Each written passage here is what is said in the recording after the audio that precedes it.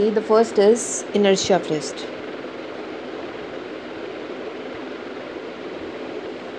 क्या आएगा डेफिनेशन में?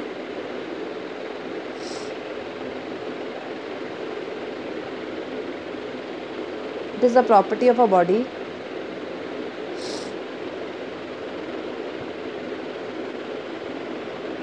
देखो सेम डेफिनेशन आ रही है ऊपर वाली. It is the property of a body to resist any change in its state of rest. मतलब एक बॉडी रेस्ट में है तो वो रेस्ट में ही रहेगी. That means a body at rest will remain at rest and can not start moving on its own. अब rest पे है तो मतलब अपने आप नहीं चल सकती वो. It will remain at rest. That means it can not start moving on its own. Rather a body at rest oppose the forces which try to move it. जो इसको ट्राई भी करेगा ना मोशन को करने की, इसको चलाने की, पहले उसको अपोज करेगा. लिखा हुआ है टू रेजिस्ट. रेजिस्ट होता है अपोज करना, रोकना उसको. अगर कोई इसको चलाने की कोशिश करेगा पहले ही उसको the body at rest opposes the forces which try to move it. Okay. Now for example a passenger in a bus, like a bus starts suddenly. When the bus starts suddenly, the passengers in the bus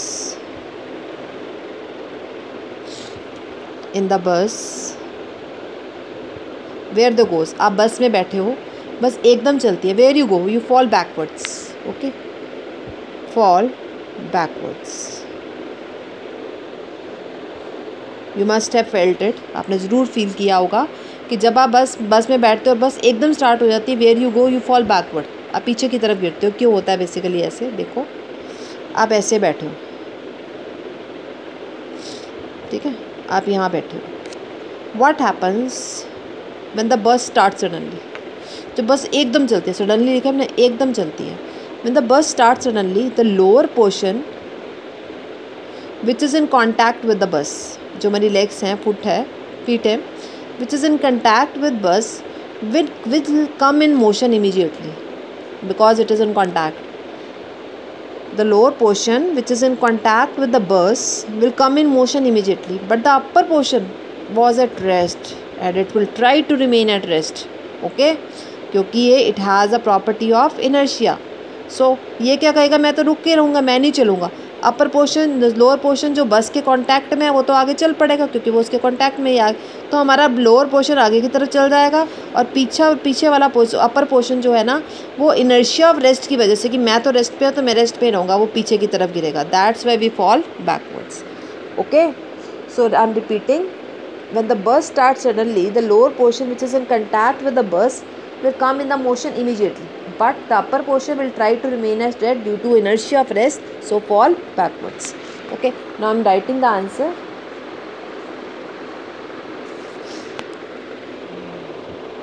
The lower part of the body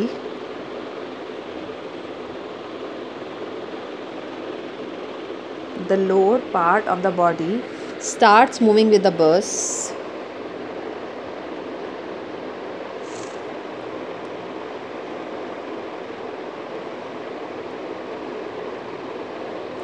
The bus or train, whatever it is, the lower part of the body starts moving with the bus, but the upper part of the body tries to remain at rest, but the upper part of the body tries to remain at rest. क्यों? Due to, ये लिखना बहुत ज़रूरी होता है. Due to, by, due to inertia of rest. So fall, इससे कहाँ गिरेगा जाके? Backwards. So fall backwards. Okay, now another example. Example 2. When we vigorously shake करते हैं, हम एक चीज़ को बहुत ज़ोर से हिलाते हैं. When we vigorously shake a branch of tree, कोई ट्री ले लो, a branch of mango tree suppose, what will happen, the mangoes fall down, mangoes नीचे गिर जाएंगे। और अगर आप ट्री को हिला रहे हो ज़ोर से तो लीव्स गिर जाएंगे, कोई फ्रूट नहीं है, मैंगोज फॉल डाउन। क्यों होगा ऐसे? दिस इज़ बिकॉज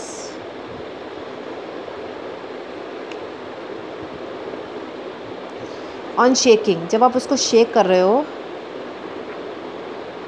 आप ब्रांचेस को जो हिला रहे हो, ब्रांचेस तो मोशन में आ जाएंगे क्योंकि आपने ब्रांचेस पे एक्सटर्नल फोर्स लगाई, बट जो मैंगोज हैं वो कह रहे हैं नहीं हम तो अभी भी रेस्ट पे रहेंगे, तो ब्रांचेस आगे चली जाएंगी और मैंगो अपने इनर्शिया ऑफ रेस्ट की वजह से वहीं के वहीं रह जाएंगे, so they will get remove from the branches. Okay, this is because on shaking the branch comes in motion, branch तो मोशन में आ जाएगी।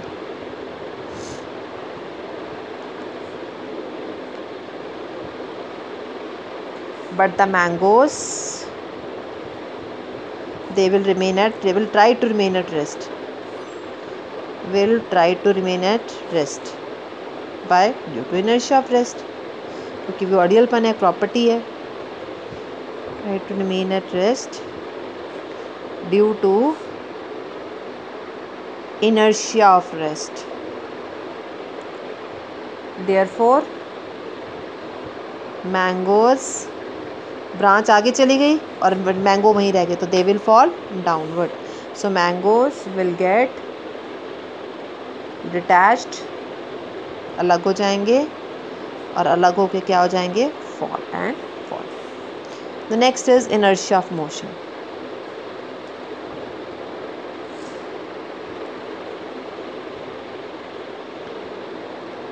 The property of a body, same definition है रेस्ट वाली, देखो क्या दिखा था हमने, the property of a body to resist any change in the state of rest, the property of a body to resist any change in the state of uniform motion.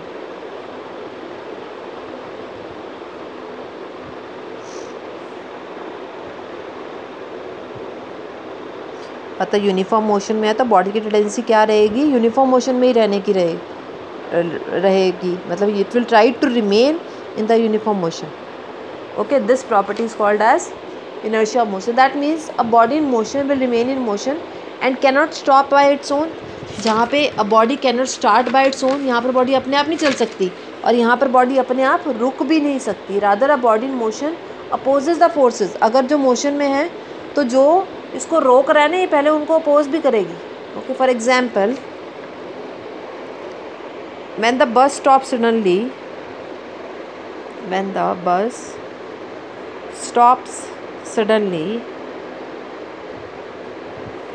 the passengers in the bus कहाँ गिरते हैं? आप बस में बैठे हो, बस चल रही है, बस एकदम ब्रेक लगाती है, तो where you go? You fall forward. The passengers in the bus fall forward. Why? Because the lower part of the body comes to rest. बस रुकी तो lower portion which is in contact with the बस, ये तो rest पे आ जाएगा, but upper portion कहेगा मैं तो पहले यूनिफॉर्म मोशन से चल रहा था, मैं तो अभी भी चलूँगा, तो वो आगे की तरफ चला जाता है और लोअर पोर्शन रुक जाता है। तो where you fall forward. The lower portion of the body comes to rest immediately, but the upper part of the body tends to continue in the motion. But the upper portion of the body, उसकी क्या कोशिश रहेगी? Tense word होता है कोशिश करना। Okay, tends to remain in motion, so fall, कहाँ fall करेगा? so fall forward. Okay, the next example is a person jumping out from a speeding train or bus. एक पर्सन जंप कर रहा है, आउट ऑफ स्पीडिंग ट्रेन और बस। मान लो ये बस जा रही है, ठीक है, एक पर्सन ने ना यहाँ जंप करना है, तो उसको कहा जाता है कि whenever you want to jump from a moving vehicle you should move in the direction of the bus. आपको जब भी जंप करनी है ना, तो आपको किस डायरेक्शन में जंप करनी है, जिस डायरेक्शन में आपका व्हीकल जा रहा है, okay, and you should keep on running. मतलब आपको जब जंप करनी है तो एकदम ऐसे जंप नहीं करनी, आपको in the direction of motion of the vehicle करनी है और थोड़ा सा चलते रहना साथ साथ, then you will not get injured. Reason being क्या होगा, देखो ये बस है, अगर एक पर्सन बड़ी तेज़ी से बस जा रही है, अगर एक पर्सन ऐसे जंप करता है बाहर की तरफ, व्हाट विल हैपन, जब वो जंप करेगा तो द लोअर पोर्शन जो कि उसके पैर हैं वो तो फ्लोर के कांटेक्ट में आके इमीडिएटली रुक जाएंगे, रेस्ट पे आ जाएंगे। बट अपर पोर्शन बस में था, मतलब पूरी बॉडी बस में थी, तो बॉडी यूनिफॉर्म मोशन के साथ चल रही थी, तो इट वे इसकी कोशिश रहेगी कि मैं तो मोशन में रहूँ। वो जंप करता है, लोअर पोर्शन फ्लोर के कॉन्टैक्ट में आ जाता तो लोअर पोर्शन तो रेस्ट में आ जाएगा। बट अपर पोर्शन क्या होगा, अपर पोर्शन की टेंडेंसी रहेगी, कोशिश रहेगी कि मैं तो मोशन में रहूँ, तो वो आगे की तरफ गिर जाएगा। तो उसको क्या कहा जाता है कि whenever in any emergency you need to jump from a moving vehicle you should jump in the direction of motion of the vehicle. देखो क्यों होगा ऐसा, क्योंकि जब आप इस डायरेक्शन में जंप करोगे ना, बॉडी इधर जा रही है, आपने जब जंप किया तो आपने भी इसी डायरेक्शन में जंप किया। मतलब जंप भी कैसे करना है, एकदम नहीं करना सडनली, आपने जंप करते हुए साथ रनिंग करते रहना। मतलब you will remain keep your body in the motion, तो आपको टाइम मिल जाएगा अपनी बॉडी को स्टेबल करने के लिए। मतलब जब आप बाहर निकलोगे, अगर एकदम जंप करते हो तो लोअर पोर्शन तो रेस्ट पे, अपर पोर्शन मोशन में, तो आप गिर जाओगे। तो जब आप बाहर की तरफ जंप करोगे तो आप धीरे धीरे रनिंग करते हुए जंप करो, सो दैट कि आपकी बॉडी को अपने आप को संभालने का मौका मिल जाए। You will get a chance to stabilize your body. That means when you will jump in the direction of motion, क्योंकि उसकी डायरेक्शन भी वही रखनी है जो पहले थी। नंबर 2, आप अपने आप को मोशन में रखोगे, आप यहाँ से भागते भागते उतरोगे, तो आपको बॉडी का जो अडियलपन है that will remain same, okay. So that's why passenger jumping out of the speeding bus और train, what will happen, may fall forward, आगे की तरफ गिर सकता है। This is because on jumping, this is because on jumping, what will happen, on jumping the feet come to rest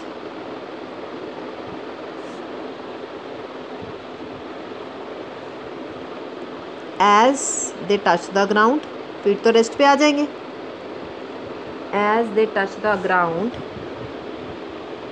but the remaining body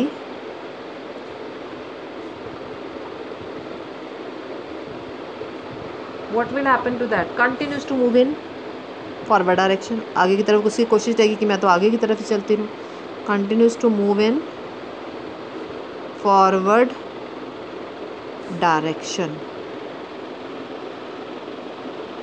So what will happen, it will fall forward, okay, why, due to inertia of motion, so fall forward. So that's why when you need to jump in emergency from a moving vehicle or train or a bus, you need to jump in the direction of the vehicle and you need to jump like the slow running, okay. चलिए next is inertia of direction.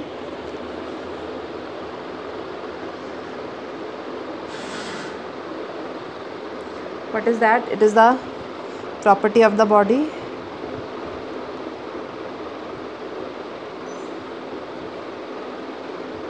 to resist any change, मतलब मैं जिस direction में हूँ मैं उसी direction में रहने की कोशिश करूँगा, in the state of rest. Yeah, it is a property of body in the state of it is a property of a body to resist any change in the direction. Simple लिखो, not state, any change in the direction. Okay, for example, when a car rounds a curve,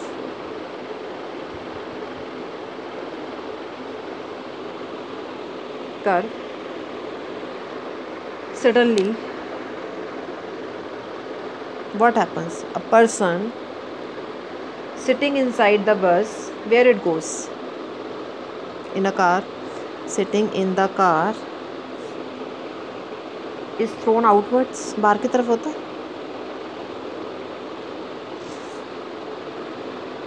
देखो मान लो आप बस में बैठे हो या train में बैठे हो, बस ऐसे जा रही है, जैसे एकदम शार्प टर्न आएगा ऐसे आएगा ना, आप बाहर की तरफ गिरोगे, आपकी बॉडी बाहर की तरफ जाने की, इस तरफ जाने की कोशिश करेगी. Why? Because due to inertia of direction. This is because when the car turns,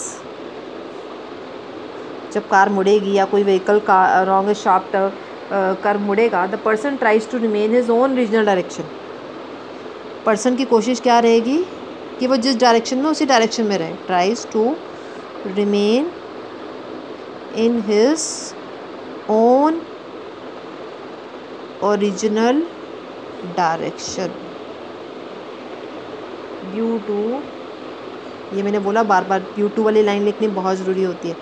due to inertia of direction. देखो क्या मतलब हुआ, पहले पर्सन ऐसे आ रहा था, उसकी डायरेक्शन ये थी, एकदम उड़ा, कार एकदम उड़ी, बट उसकी कोशिश क्या रहेगी, मैं तो इधर ही रहूँ, वो अपनी डायरेक्शन को चेंज नहीं करेगा. तो वो कहाँ गिरेगा? बाहर की तरफ. दोबारा से देखो, एक पर्सन, ये कर्व है, ठीक है, आप ऐसे आ रहे हो, एकदम शार्प टर्न लिया व्हीकल ने, तो व्हाट विल हैपन, आपकी जो डायरेक्शन थी ना इनिशियली, आपकी इनिशियल डायरेक्शन क्या थी, ये थी. तो बॉडी की टेंडेंसी क्या रहेगी, कोशिश क्या रहेगी कि मैं जिस डायरेक्शन में जा रहा था मैं तो उसी में रहूँगा. तो हालांकि कार मुड़ गई, बट आपकी बॉडी की टेंडेंसी क्या रही, कोशिश रही कि मैं तो उसी डायरेक्शन में रहूँगा जिस डायरेक्शन में मैं पहले था. तो ये कहाँ है, देखो ऐसे बस मुड़ी, तो where you will go, you will fall, you will thrown outwards due to inertia of direction. Okay, got it? So this was all about the inertia of rest, inertia of motion. There are number of plenty of examples are there. So in your daily life, so these examples are endless. Fine. So this was all about the Newton's first law. It is called as law of inertia. 3 types of laws.